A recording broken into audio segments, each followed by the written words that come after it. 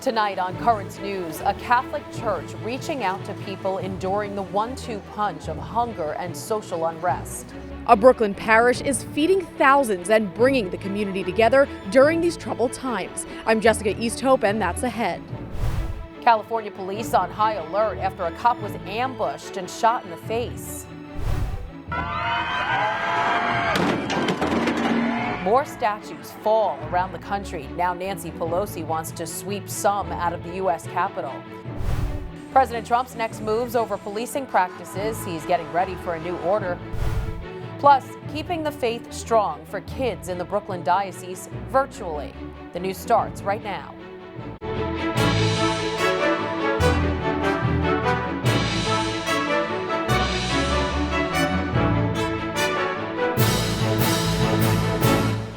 Good evening, I'm Christine Persichetti. All of us are going through a turbulent time right now. Families struggling to put food on the table, unemployed because of the pandemic, and people calling for unity because of the fight for racial justice. A Catholic parish in the Flatlands neighborhood of Brooklyn is taking on both issues by bringing the community together. Currents News' Jessica Easthope has the story.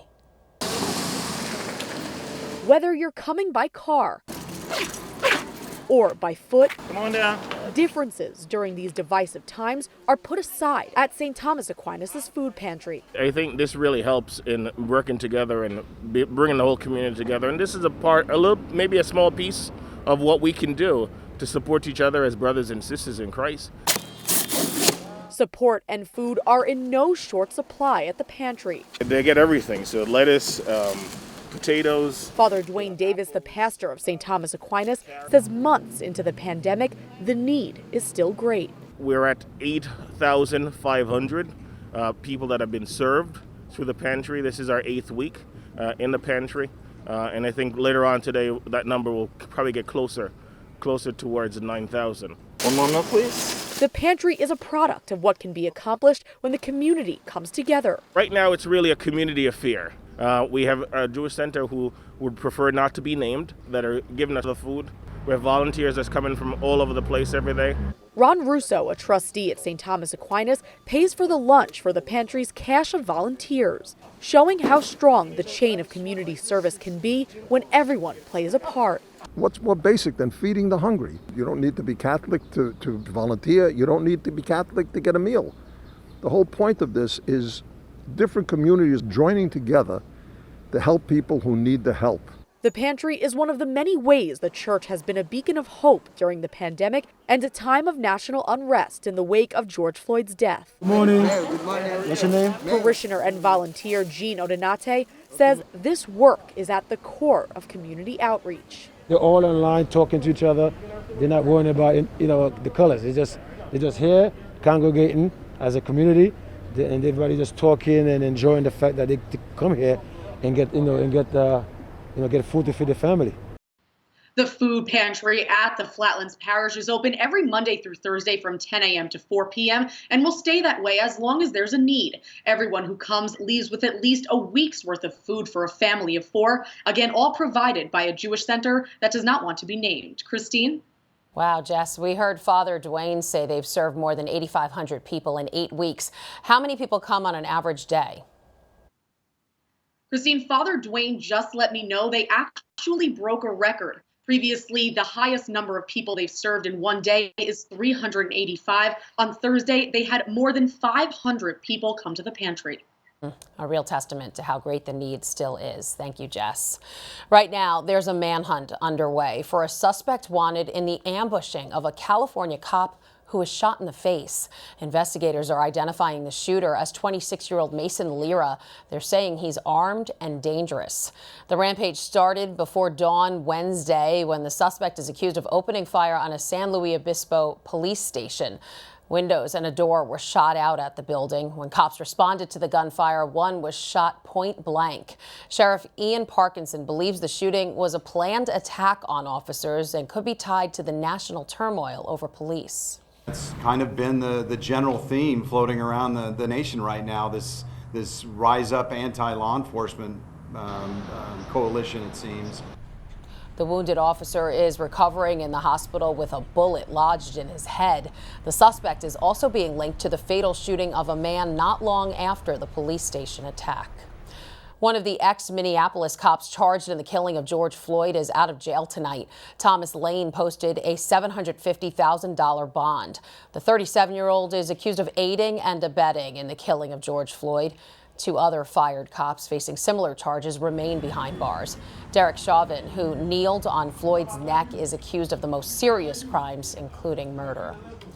President Trump is expected to take action soon about policing practices. An executive order is in the works. At the same time, scrutiny of the police is intensifying, as is the debate over naming U.S. military bases after Confederate generals. Daryl Forges has the latest from Minneapolis.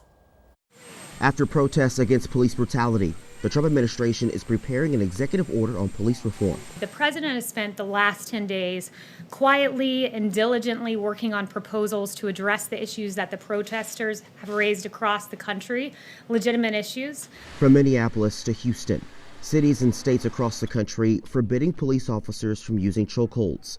Minnesota's governor calling the legislature into special session Friday to consider a statewide ban. The world's watching how we act on this. Let's seize this moment.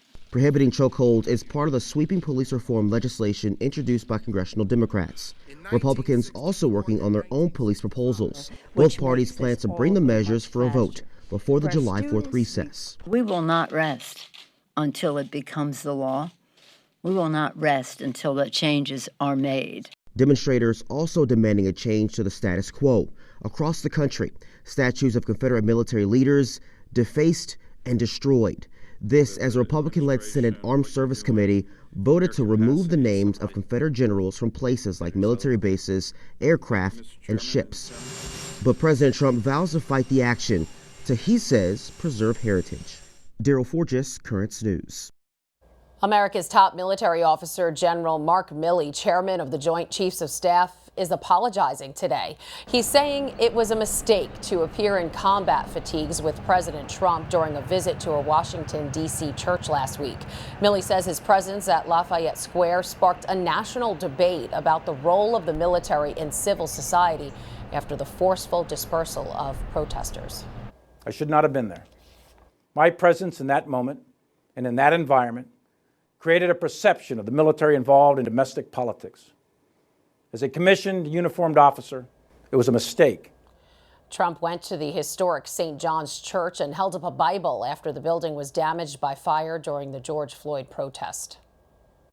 Meanwhile, a Catholic archbishop, the former Vatican ambassador to the United States, is showing his support for President Trump. This as a poll just came out showing that Catholics are skeptical of just how religious the president is. Joining us now to talk about this letter, which President Trump tweeted out, is national correspondent for The Tablet and Crux, Christopher White. And Chris, in Archbishop Carlo Vigano's letter to President Trump, he says, in recent months, we have been witnessing the formation of 2 opposing sides that I would call biblical. The children of light and the children of darkness. In society, Mr. President, these 2 opposing realities coexist as eternal enemies, just as God and Satan are eternal enemies. Can you explain what the Archbishop is trying to say to President Trump? Yes, Christine, this is a colorful, dramatic letter from Archbishop Vigano, who was the one-time papal ambassador to the United States. He was dismissed by Pope Francis in 2016. Over the past 2 years, he has really emerged as Pope Francis's primary critic, casting numerous allegations against him. In this particular letter, he is trying to sort of put himself in the same boat as President Trump, saying that you and I are both sort of outsiders who are united in battles against huge hierarchical structures that see us as troublemakers, and we are being opposed by dark forces, and we should be united in this cause. Now, the Archbishop has a bit of a checkered past. Can you tell us more about that? That's right. So as I mentioned, in 2016, he was dismissed by Pope Francis. He himself is responsible for destroying evidence in clergy abuse cases here in the United States, or demanding that evidence be destroyed. In the Vatican, he was responsible for several leaks when it comes to the Vatican finances. So he spent much of the past 2 years effectively as a rogue operator trying to redeem his own reputation. All right, this letter and the president's tweet calling it an honor comes at a time when new polling is coming out about how Catholics view the president. According to Politico, only 27% of registered voters believe President Trump is religious. That's opposed to 50% who see him as not religious. What do you make of these numbers? Yeah, so 27% only view him as religious. Even lower is the number with Catholics that coming in at 23%. The president is quickly trying to shore up his base among Catholic support. We've seen those numbers continue to drop over the past 2 months. So I think that's actually one reason why we have this tweet from the president last evening, sort of garnering support from Catholics, trying to show that at least in some quarters, like the likes of Archbishop Vigano, he has some support. All right, Christopher, you're making a career change, heading over to another Catholic news organization, but you'll still be contributing to Currents News, which we're very happy about. Tell us about it. That's right. So effective next week, actually, next Monday on the 15th, I'll be heading over to the National Catholic Reporter as their national correspondent. But I'll still be covering all things Catholic, so you can expect to hear from me. All right, congratulations, Christopher White. Thanks for being with us today, and good luck. Thanks, Christine. A symbol of the past, no longer part of the future in Richmond, Virginia. The crowd cheered as a statue of Jefferson Davis was taken away on a flatbed truck. It was removed from its spot on Monument Avenue by protesters. Davis was the former president of the Confederacy. With a crash and amid cheers, a statue of Christopher Columbus fell to the ground in St. Paul. Protesters on the grounds of the Minnesota Capitol used a rope to pull it down. They say they consider Columbus a symbol of genocide against Native Americans. And in the nation's capital, House Speaker Nancy Pelosi is calling for the removal of 11 Confederate statues from Congress. They include Jefferson Davis and Robert E. Lee. The statues are on display throughout the Capitol complex. Pelosi says they pay homage to hate, not heritage. And please join us for a Currents News special program, Faith and America's Original Sin. The half-hour broadcast about racism and why many in the church call it America's original sin will debut Monday, June 15th, with encore showings on Wednesday the 17th and Tuesday the 23rd. Each airs right after Currents News at 7:30 p.m. There's a lot more news headed your way, including this. With the pandemic came the threat of having to cancel this year's youth retreats, but people in the Diocese of Brooklyn refused to let that happen. I'm Emily Drewby, and that's ahead. Plus, preventing COVID-19, we're another step closer to a vaccine. We'll tell you when it's expected. And the unemployment line just got a little longer. How many people filed new claims last week? Stay with us. Now you can help us put your faith in the news. The next time you capture a newsworthy event, send us your pictures or video. It's easy. Go to netny.tv/sendus and you may see your submission on Currents News.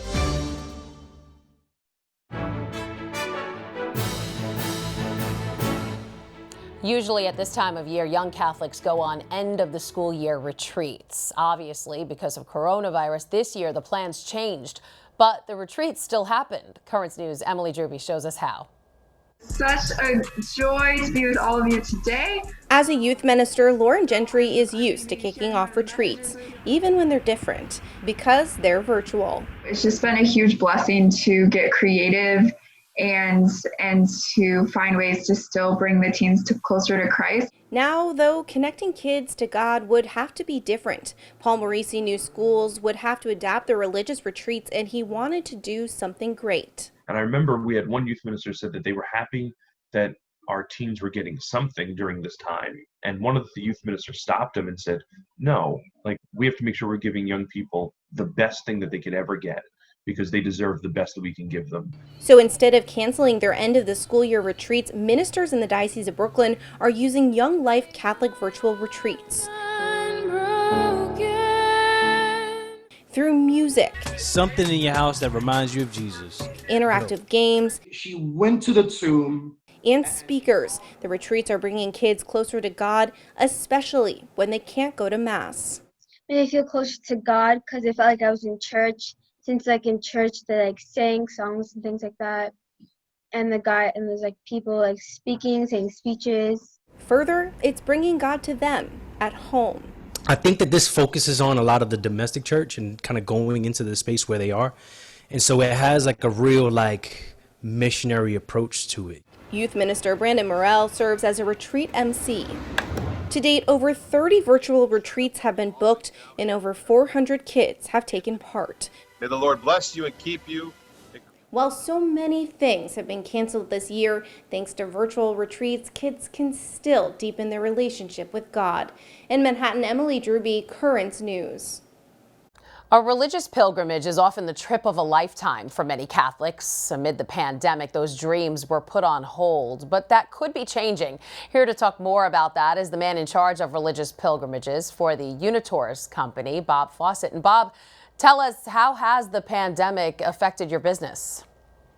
Well, Christine, it's basically shut it down. Okay, It's fortunately we're a very solid company, so we're able to tough this out, if you will. But everything stopped. It didn't just slide down. It stopped. Okay, completely. And all the trips that we had planned for 2022, they're all gone now. Okay, and we had to refund hundreds of thousands of dollars to people, which we did, and we're in a position to do that. We're now in the process of many of those hosts, because our clients are priests who organize trips for their parishes and their dioceses, and we're now in a process of moving those trips into 2021, 2022, and that's what we're hoping is going to salvage us, and that's what we need. It's been unfortunate for our sales staff and other staff. We're all working from home, of course, and that's just the way it is.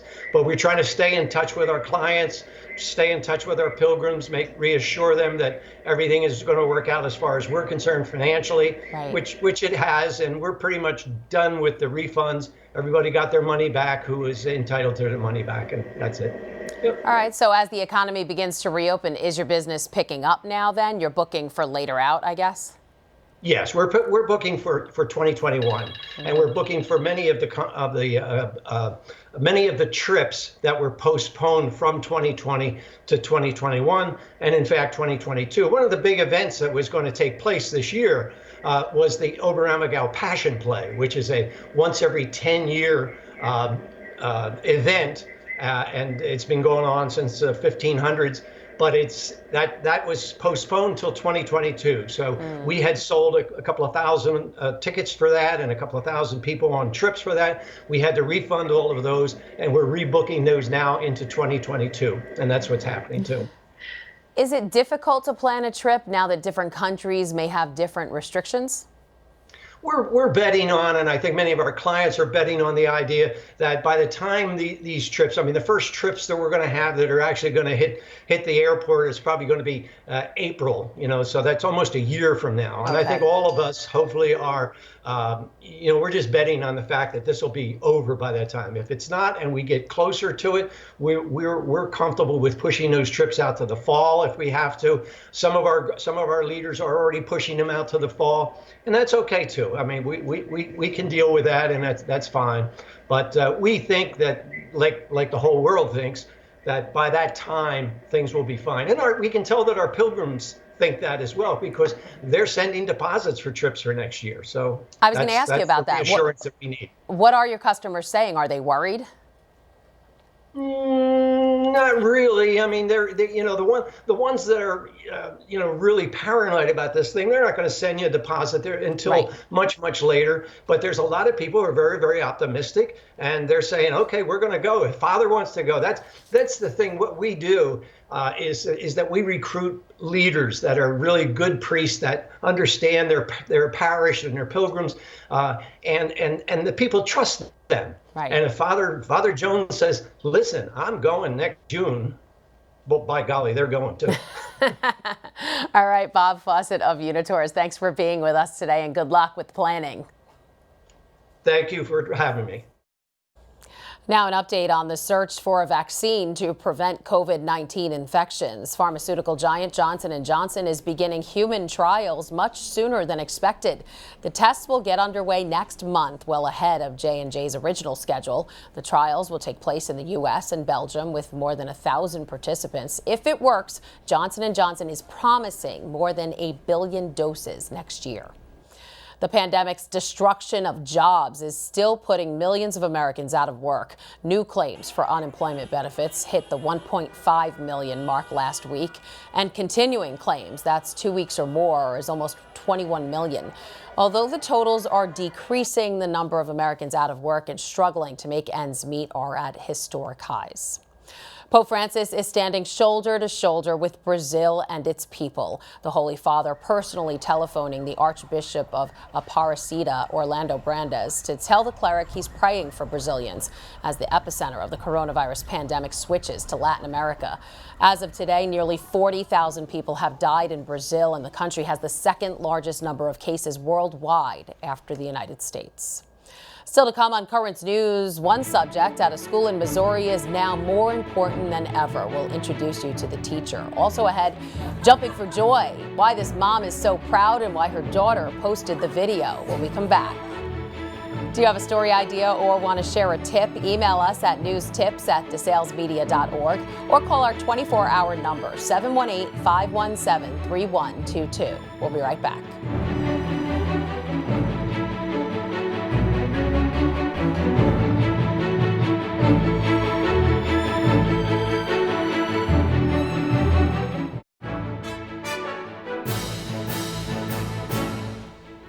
Activists in the Black Lives Matter movement say there are many ways to make a difference besides protesting, and a big one is education. One teacher at a Catholic academy in Missouri is doing just that, preparing to give her students a lesson in diversity. Megan Dillard has more on that story. The educators at St. Teresa's Academy plan to move forward with something or someone they've had in place long before the killing of George Floyd. Because I do think it is a skill to be able to interact with people that are different from you. Brianna Walker teaches diversity and inclusion to students, staff, and families here. Education about embracing differences and how to do that positively is important to her, especially to our kids coming up. They notice the difference, and they're not scared to say it's different. So I think we can't be scared when they bring it to us as adults. The organizers of this kid-friendly rally in Johnson County said that's exactly why they stood off Mission Road in 98th Terrace this afternoon to start teaching our children what all this recent news means, that it's okay to ask questions. Kids are always watching and learning. And so from the youngest age, they're taking things in and absorbing things. It's never too early to start talking about racism and what it does to community and to people. That was Megan Dillard reporting. Walker says she's spending the summer building a diversity curriculum for students when they come back next year. And finally tonight, with all of the turmoil going on in the world today, one young woman wanted to share some joy. That's Melinda Oliver's mom dancing for joy after finding out her daughter not only got into law school, but got a scholarship. Melinda will be attending DePaul University College of Law with a $40,000 annual scholarship. She posted this video on Twitter yesterday morning, and it went viral with more than 15 million views so far. That's amazing. And that is Currents News. I'm Christine Persichetti. Thank you for joining us because we are putting your faith in the news. Hope to see you again next time.